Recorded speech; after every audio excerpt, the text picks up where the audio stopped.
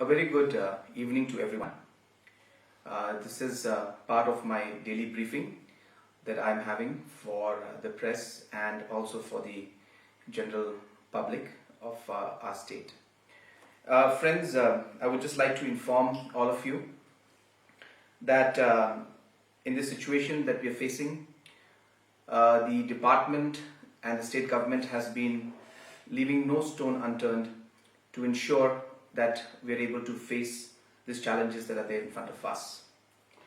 Friends, having said that, I must say that there is never a situation where it's easy for us to ensure that everything goes the way we want to go.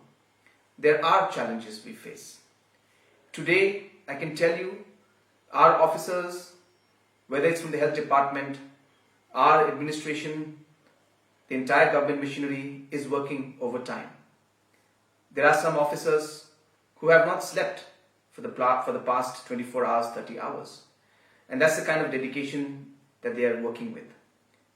Having said that, there are challenges. There are shortcomings. But I can assure you, what is important is to be able to respond to those challenges. What is important is to be able to rectify immediately and improve on the different shortcomings and challenges that we face. Today, our officials, whether it's from the administration or from the government, from the departments, as I mentioned, have been working overtime. 552 tests have been conducted.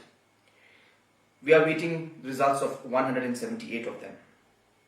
So therefore, out of the rest of the cases which have come out, we have in fact 7 cases which are positive, 6 plus 1.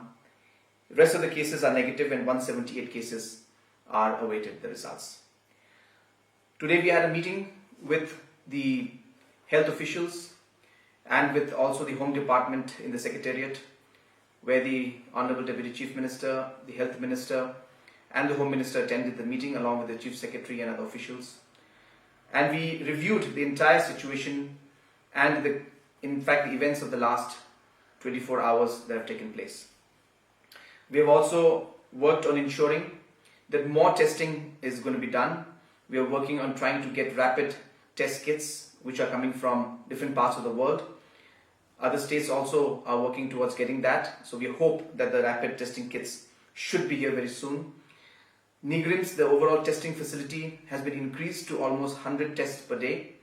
And we are thankful to Government of Assam and the institutes in Assam which have given us an additional of 50 more tests in a day. So we have a capacity total of 100 plus 50 tests that we can do. And as you are aware, friends, that given the current scenario, whether it's in the state of Meghalaya or whether in the whole country, the way forward is really to test more and more.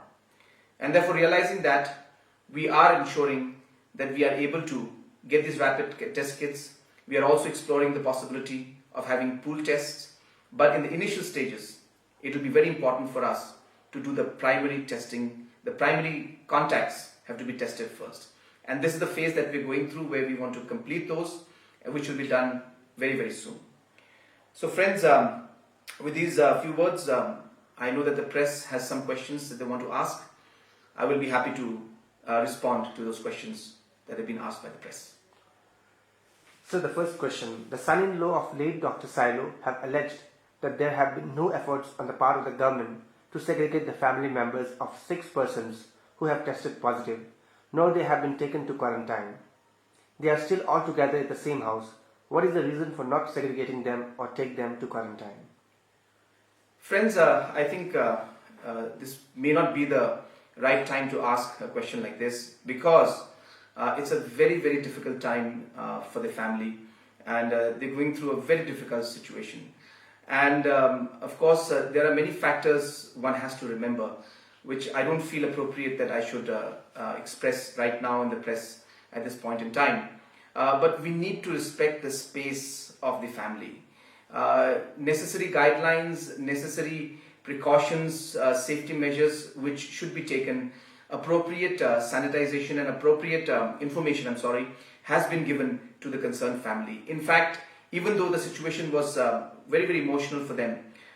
We had to start the contact tracing process, and a lot of the work has been done, and I must thank all of them for being very supportive in this matter.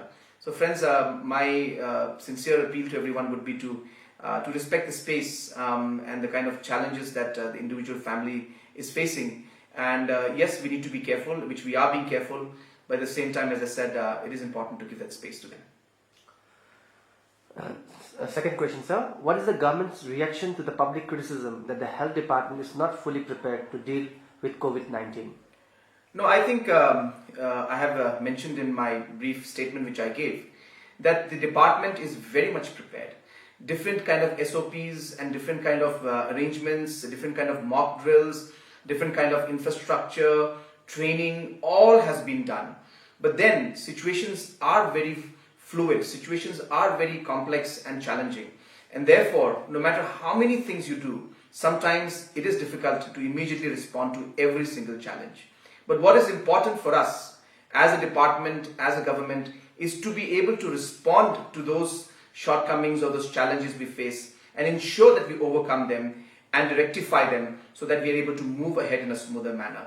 And that is the best part about the team that is working right now. Wherever we are seeing that there are challenges that are coming up, our team has not shied away.